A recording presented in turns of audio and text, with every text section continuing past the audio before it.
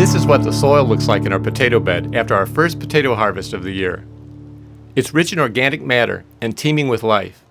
The number of worms in the soil is truly amazing. Back in early May, the bed looked like this.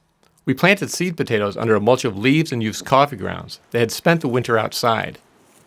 We also added worm castings filled with red wigglers and their cocoons to the bed. As the plants grew, we hilled the potatoes with leaves, used coffee grounds, compost, worm castings, sand, pine needles, crushed eggshells, and comfrey. We also drenched the soil with compost tea a couple of times over the past several weeks. Our hope was to build soil to fill the raised bed while growing potatoes at the same time.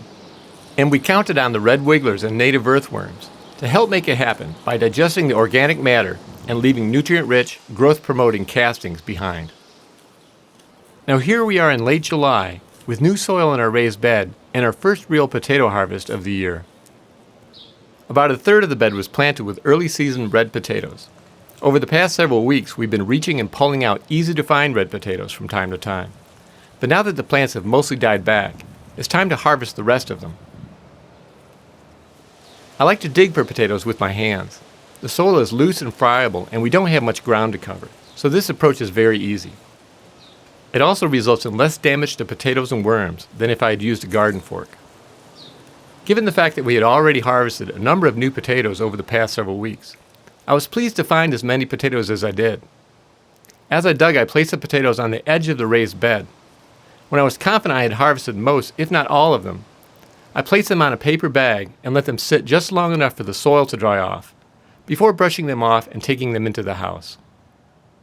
So far, we're very happy with our efforts to grow potatoes and build soil at the same time.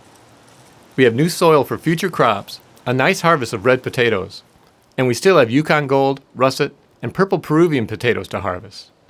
So it looks like we'll be harvesting for several weeks to come and enjoying fresh potatoes from the garden, which is one of the true pleasures of summer. Well, that's all for now. Thank you very much for watching. And until next time, remember, you can change the world 1 yard at a time.